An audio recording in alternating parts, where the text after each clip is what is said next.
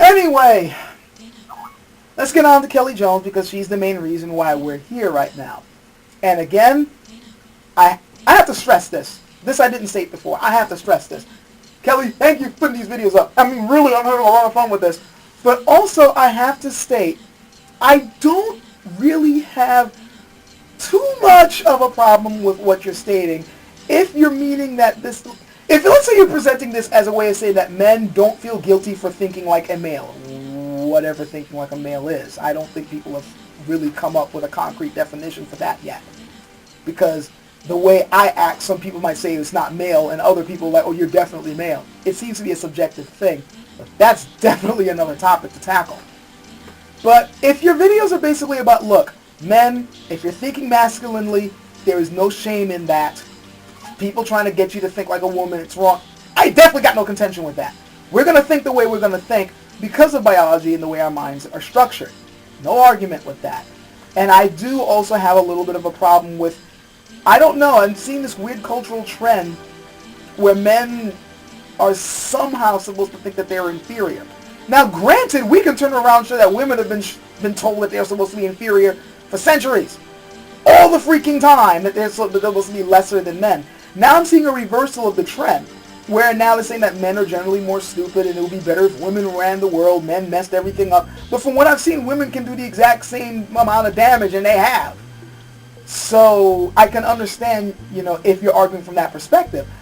But when you're basically trying to show that female psychology, as you put it, is wrong in some way, or is, you know, something that even women themselves should remove themselves from, that's when I have to go, wait, hold it a minute. I have contention with that.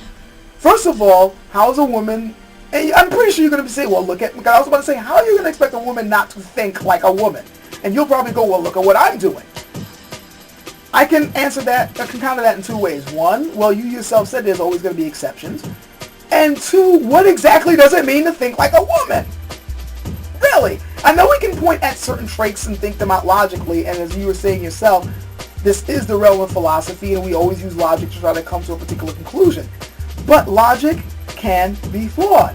What I mean by logic can be flawed is I'm not saying that the logic used to present a case might have holes in it. I mean, if it has holes in it, then your whole argument is thrown out. But somebody can have a completely sound argument, and the logic is perfect, the mathematics behind it are perfect, but it leads you down the wrong conclusion. I can give you an example. Generally, it is believed that men do not have the same emotional range as women. Women are generally more emotional. And, I mean, you see it all the time. Women are a bit more prone to crying, a bit more prone to show their emotions on their sleeve, while men tend not to cry as much, tend not to emote as much. So it could be said, especially with all the different biological differences that men and women have, you know, this is one more biological trait, that men on a whole are just not in the same emotional range as women. That's bullshit. All you gotta do is look at culture. In one culture, men seem to be completely emotionally repressed. In another particular culture, they're able to express themselves more. I can even give you one example. In Afghanistan, it is not odd to see men walking around holding hands. Look it up. Men can hold each other's hands in Afghanistan. They do it all the time as a way of expressing their friendship and camaraderie towards another person. They'll walk down the street hand in hand. No one's going to go, gay. Over here, different story. Is that a biological trait or a cultural one? So you'll get what I mean. And men have been shown, when raised a certain way, to cry more, to emote. In fact, many people have noticed that today's men are a little bit more emotionally expressive than men in the past because of cultural shifts. This has a little to do with biology. What time be it? I'm running out of time. So the whole thing, and this is why I'm saying that there's a bit of a flaw with using logic to, saying that logic is the end-all to be-all of coming to conclusions. It can lead you down the wrong direction.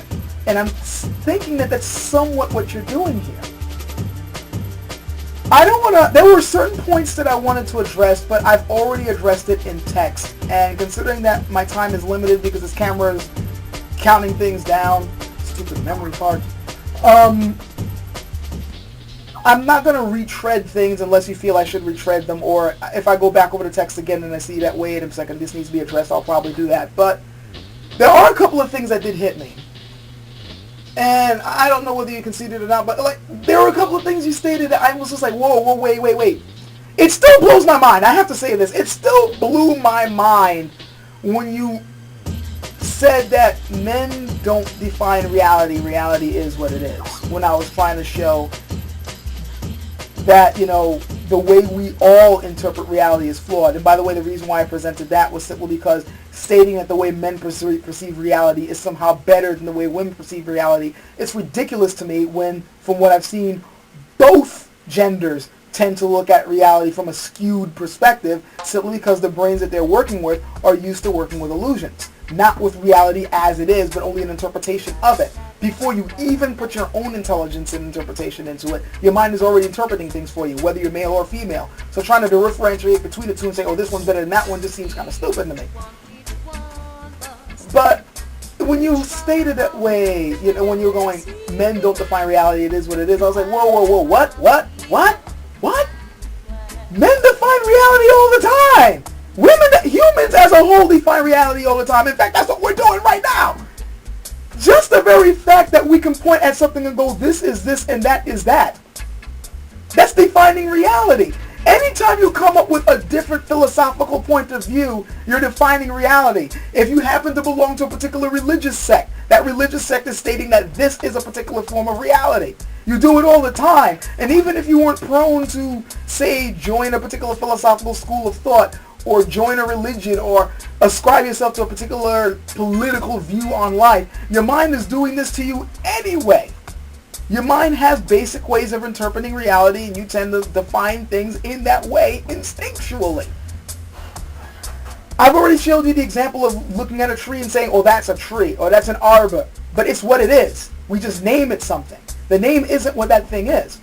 But we later on start equating the name with what it is, and that's where we F up. But we can't help it. We're human. That's the way our minds work. They label things. And the problem is, here's the other thing that I'm glad it just came to my mind right here. The crux, the supporting evidence of your arguments are, again, pointing at what we do scientifically and what we do even philosophically. We look at the world around us and use logic to deduce a conclusion from the data that we gather. So, for instance, we observe something in nature, we look at how it works, and then we go, because of what I've observed and because of what I've been working out logically and mathematically, this is the correct conclusion. Yeah, it is what we do, and we tend to come up with some awesome results from it that do closely resemble reality. However, the tools that we're using to gather the data are skewed.